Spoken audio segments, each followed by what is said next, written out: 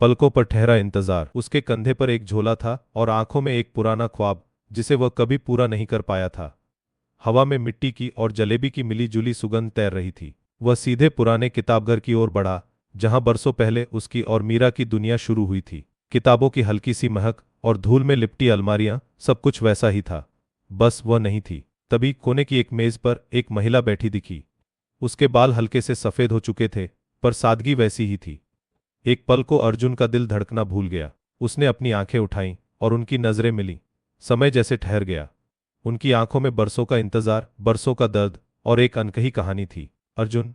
मीरा की आवाज हल्की सी कंपी हुई, जैसे कोई पुराना राग फिर से जाग उठा हो। मीरा। अर्जुन की आवाज भारी थी, जैसे रेत में दबी कोई पुरानी नदी।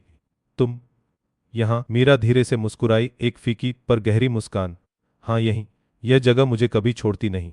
दोनों एक दूसरे के सामने खड़े थे, जैसे दो पुराने वृक्ष जो बरसों बाद फिर से एक दूसरे की छांव में आ गए हों। उसी शाम वे नदी किनारे मिले। वही जगह जहां कभी उन्होंने साथ जीने मरने की कस्में खाई थीं। नदी में सूरज की आखिरी किरणें डूब रही थीं और उनके मन में पुराने घाव उभर रहे थे। बहुत बदल गए हो अर्जुन, मीरा ने कहा। उसकी आवाज में एक अजीब सी शांति थी। और तुम? अर्जुन ने पूछा। उसकी आवाज में एक अनकही शिकायत थी। तुमने भी अपना रास्ता बदल लिया। मीरा ने नदी की ओर देखा। उसकी आंखों में धुंधली यादें तैर रही थीं। कुछ रास्ते खुद ब खुद बदल जाते हैं अर्जुन, या बदल दिए जाते हैं। एक लंबा विराम। उनके बीच बहती हवा में अतीत की अनगिनत कहानियां गूंज रही थीं। मैंने सोचा था कि तुम वापस आओगे, अर्जुन ने धीरे से कहा। जब मैंने सुना कि तुम्हारी शादी हो गई तो सब कुछ खत्म हो गया लगा। मीरा ने एक गहरी सांस ली। कुछ फैसले हमें मजबूरी में लेने पड़ते हैं अर्जुन। परिवार की इज्जत, समाज का डर। तुम शायद नहीं समझोगे। मैं नहीं समझा। अर्जुन की आवाज में अचानक तीव्रता आ गई। मैंने बरसों इंतजार किया मीरा, हर चिट्ठी का, हर आहट का। मीरा की आंखों से एक आंसू टपक पड़ा। मैं कहाँ जाती अर्जुन? पिताजी ने मेरा हाथ किसी और के हाथ में दे दिया था। मैंने तुम्हें कितनी चिट्ठियां लिखीं, पर उनका जवाब कभी नहीं आया। अर्जुन स्तब्ध रह गया। चिट्ठियां? मुझे कोई चिट्ठी नहीं मिली, एक भी नहीं। दोनों को समझ आ गया कि उनके बीच कोई तीसरा था, जिसने उन्हें अलग किया था।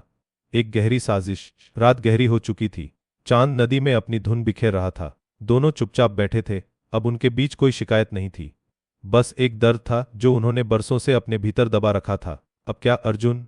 मीरा ने पूछा। उसकी आवाज में एक अजीब सी रिक्तता थी। अब तो सब कुछ बदल गया है। अर्जुन ने उसका हाथ थामा। उसकी उंगलियां हल्की सी ठंडी थीं। कुछ नहीं बदला मीरा। हमारे मन में जो है वह हमेशा वैसा ही रहेगा। मीरा ने अपनी आंखें बंद कर लीं। उसकी हथेलियों में अर्जुन का स्पर्श बरसों बाद मिला था। एक अधूरा अध्याय जिसे फिर से लिखा नहीं जा सकता था, पर महसूस किया जा सकता था। अगले दिन अर्जुन ने मीरा को अलविदा कहा।